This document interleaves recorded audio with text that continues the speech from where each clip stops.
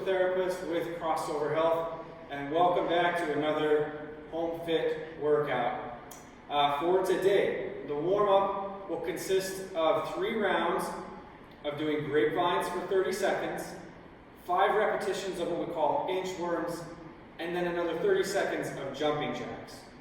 So let me demonstrate the grapevines. We do these for 30 seconds.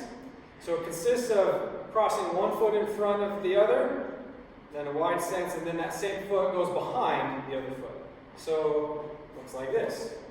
And you can walk through. Obviously recommended is a little bit quicker. So you'll need a little bit of space in your house, maybe your hallway, or maybe just go into the driveway, the garage, backyard, someplace where you have a little bit of space to move freely. You'll do those back and forth for 30 seconds. For the inchworms, what you're going to do is you'll reach down to the ground with your hands and then walk your hands out into a push-up position. Some people like to add in a push-up, which is fine.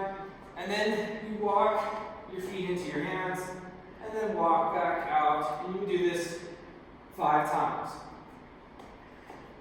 After you've done your 5 inchworms, you'll do another set of 30 seconds of jumping jacks. Again, normal jumping jack. You can do a little more range in the shoulders, touching your hands behind your back, or you can kind of step to the side, step to the other side, and do your 30 seconds of jumping jacks. Then you just cycle through each of those 3 times. That'll be your warm-up.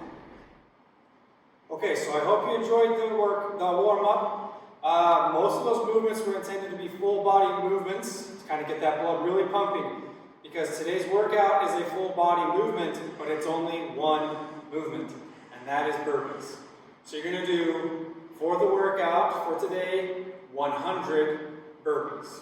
I will show you a couple variations as well. For those of you, again, that are new to doing home workouts, instead of doing 100, you might make a goal of doing 50.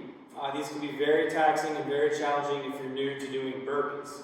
There's also a time cap of 15 minutes, so no matter how many repetitions you've done, stop at that 15 minutes, so that if you are a beginner, that kind of should be a good amount of time for you to work through, but you're not going to exhaust yourself by going all day long trying to get those burpees in. So for a standard burpee, what you want to do, have your feet again about shoulder width. You'll drop clear down to the ground. Chest and hips are on the floor. And then you pop up and jump in the air. That is a standard burpee. For a variation, if you don't want to go to the ground every time, what you might do is just get into that push-up position. So you drop down, hands here, out, and there's a burpee. So that's another variation. An additional way, again, if you're not happy with or comfortable with jumping, what you might do is you can go clear to the ground, and then you go into sort of a lunge, and then jump up. Also, you may not have to jump. If you don't want to jump, you can just get to your feet, clap your hands over your head, and then consider that the end of the burpee. For those of you that want a little extra challenge with the burpee, what you might consider doing is what's called a burpee broad jump. So you go down to the ground, come up, instead of jumping straight forward, or straight up, you jump forward. And that's how you do a burpee broad jump. So again, 100 burpees for time, if you're experienced, and then 50 if you're a beginner, with a 15-minute time cap, whether you're a beginner or not. So enjoy those burpees, and we'll see you next time.